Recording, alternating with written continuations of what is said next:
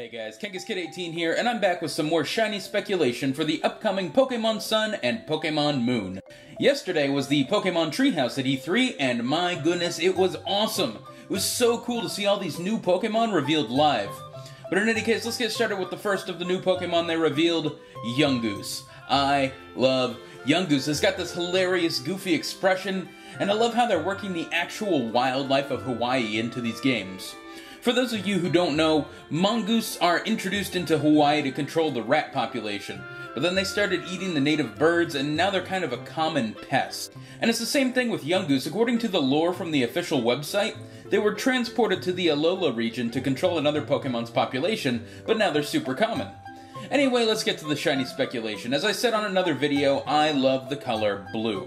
If it were up to me, every shiny would at least have some blue in it, and Yungoos is no exception. As you can see here, I've changed its yellow color to this kind of dull light blue, and to kind of complete the look, I've made its brown fur into a much lighter color. I don't know why, but these two colors just seemed really complementary to me. Anyway, Yungoos is one of my favorite of the new Pokemon, and I can't wait to catch a shiny one. And next up, we have a Pokemon that we technically saw before. It's Pikipek.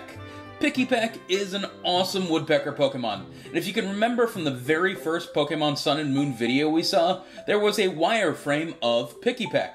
I saw those Zygodactylus feet in the wireframe, and immediately I knew we were getting a woodpecker Pokemon, and Pikipek certainly doesn't disappoint.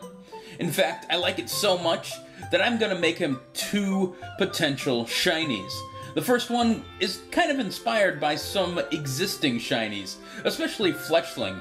It's another early bird Pokemon, and its shiny just kind of dulled the normal colors a little bit. I've always thought it looked great. But I also really like Emolga's shiny, where the black bits become kind of a lighter brown, even in the eyes, and it gives it this great complete look. So I took both of those and came up with this version of shiny Pikipek. Its crest will become a dull orange, kind of like Fletchling, and the darker parts will become brown like Emolga. Overall, I think this is a very realistic shiny, and could well be what we get in-game.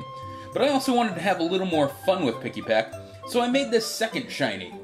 You can see the dark bits become this very pale color, and the crest becomes a bright yellow. I'm really not sure what inspired me to make this one, it just popped into my head. Anyway, whatever Pikipek shiny ends up being, I can't wait to get it. And finally, we've got the third Pokemon from yesterday's reveals, the Bug-type Grubbin. I kinda like Grubbin, at least it's not another caterpillar. But it also doesn't quite grab me the way the other 2 Pokemon did, so I wasn't quite sure what I wanted its shiny to look like. So I started messing around in Photoshop and came up with this. It's kind of a neon-colored shiny Grubbin. I'm not sure what I'm going for here. I haven't seen those shades of pink and green together since the early 90s. But I mean, it kind of seems to work. I think it's very reminiscent of some of the more recent shinies they've been doing, especially in Generation 6, where there are a lot of bold colors at play.